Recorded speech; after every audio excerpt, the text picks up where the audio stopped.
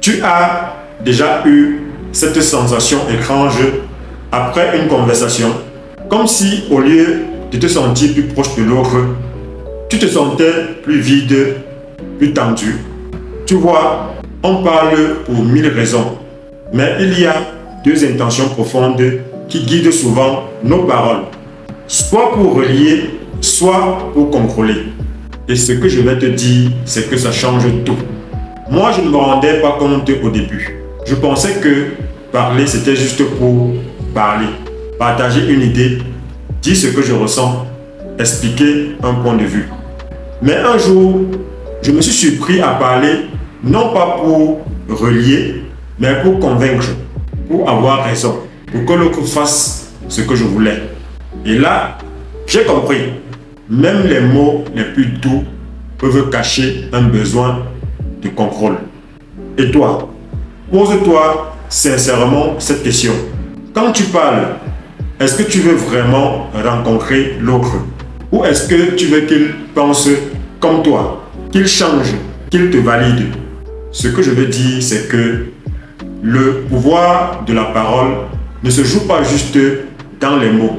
Il se joue dans l'intention, dans l'espace invisible entre deux personnes qui communiquent. Franchement, c'est subtil, mais c'est puissant. Parce que si tu parles pour relier, tu ouvres un espace, tu invites, tu accueilles et tu crées le lien. Mais si tu parles pour contrôler, tu fermes cet espace, tu imposes, tu forces et tu finis par mettre l'autre en défense. Et souvent, ce n'est pas fait méchamment, c'est fait inconsciemment. On a peur que l'autre ne comprenne pas. On veut l'aider.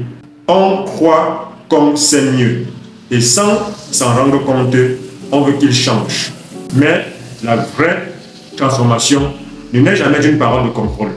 Elle naît d'une parole de présence. Tu vois, moi aussi j'ai parlé pour contrôler.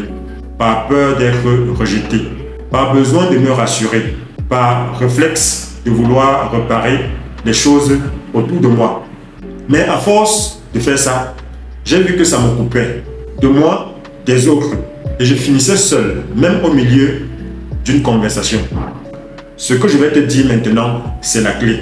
La parole qui relie ne cherche pas à convaincre. Elle cherche à comprendre. Et ça change tout. Alors, je te propose un test tout simple, mais puissant. Pendant une conversation aujourd'hui, ne cherche pas à répondre.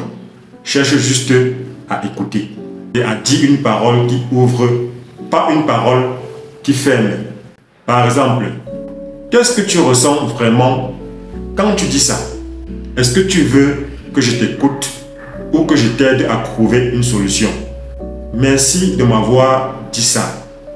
Tu verras, c'est déstabilisant au début, mais ça fait tellement du bien parce que ça crée un espace où l'autre peut exister et toi aussi.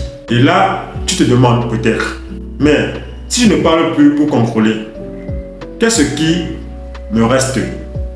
Ce qu'il te reste, c'est une parole vivante, authentique, une parole qui fait du bien, une parole qui t'ouvre aux autres, mais aussi à toi-même. Parce que quand tu arrêtes de parler pour gérer l'extérieur, tu découvres une voix intérieure beaucoup plus profonde.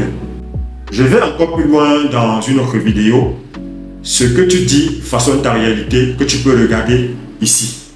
Tu verras à quel point les mots que tu prononces, même sans t'en rendre compte, créent ton monde intérieur. Et c'est lié. Parce qu'une parole de contrôle finit toujours par t'emprisonner toi-même. Alors, aujourd'hui, parle pour relier, pour sentir, pour respirer avec l'autre. Pas pour le guider où toi tu veux qu'il aille, mais pour l'accompagner là où il est déjà. Et si cette vidéo t'a parlé, like, abonne-toi et partage-la à une personne qui a besoin d'entendre ça aujourd'hui. Tu veux aller plus loin? Clique sur le lien dans la description pour t'abonner. Et si c'était aujourd'hui le jour où tu changes d'avis, écris-moi sur WhatsApp dans le numéro dans la description pour recevoir ma formation qui a déjà transformer des dizaines de vies. Ce n'est pas du blabla, c'est du concret. À très vite. Et surtout, osons faire ce qui nous tient à cœur. Bye bye.